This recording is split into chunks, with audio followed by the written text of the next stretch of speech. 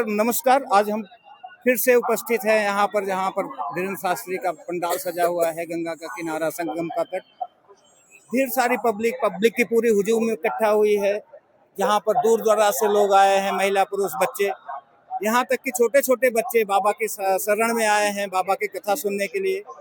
आइए जानने का प्रयास करते हैं कि ये छोटा सा बच्चा आया किस उद्देश्य से, बाबा की कथा सुनने के लिए आया है या केवल पब्लिक में आनंद लेने के लिए आया है। भैया, आप यहाँ बाबा की कथा में आए हैं, आपके आने का उद्देश्य क्या था? कथा सुनना या केवल मेला देखना? मुझे कथा सुनना है। मुझे भगवान से ही प्यार है। मुझे कथा भी सुनना अच्छा लगता है। तो बाबा ने आज जो कथा कही उसमें आपको कैसा लगा?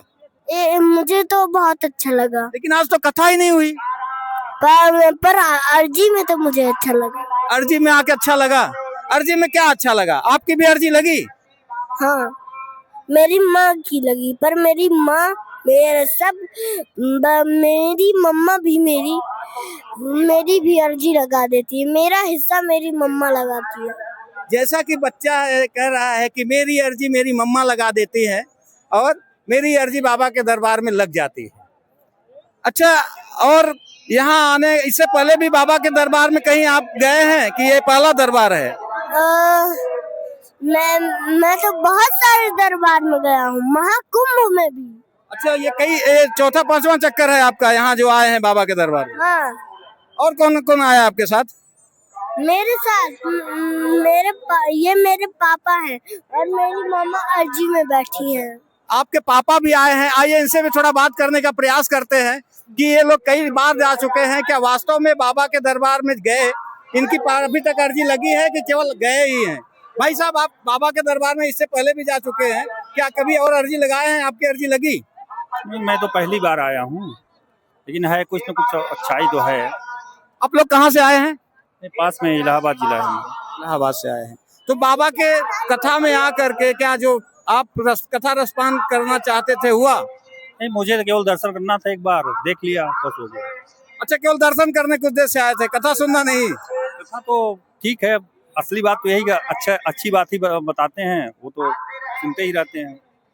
तो जैसे कि देखिए, कह रहे हैं कि कथा में अच्छी बातें बताया करते हैं और जो बातें बताते हैं वो अच्छी ही होती हैं, लेकिन ये है कि इनके यहाँ आने से काफी फायदा लोगों को हुआ है। कई लोग तो ऐसे भी मिले जो ये कहे कि हम जब से आने लगे हैं तब से ढेर सारी हमारी समस्याओं का निदान हो चुका है। आइए और लोगों से प्रयास करते हैं जानने का कि यहाँ कथा में आके आपको क्या क्या मिला। क्या आप, भाई साहब, आप कहाँ से आए हैं? मेरा नाम राकेश कुमार सिंह है। मैं बनारस से आया हुआ हूँ जी। यहाँ पे मैं बगल में ही घर बनवाया हूँ। महाराज जी का कथा सुनने के लिए महाप्रसाद, भाग्य से चलो प्रयागराज में आए हुए हैं। बागेश्वर धाम जाने का मौका मिले न मिले, वहाँ पहुँच सके कोई कह नहीं सके, लेकिन हमारे पास में आए हुए हैं तो उनका दर्शन करना सौभाग्य की बात है। दर्शन भी हुआ, प्रसाद आरती के समय प्रसाद होगा, प्रसाद भी ग्रहण करेंगे। अच्छा, बाबा के कथा में आपको क्या अच्छा लगा? जी,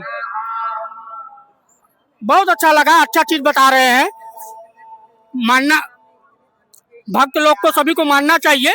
अगर जो मान लिया उसका बेड़ा पार हो गया।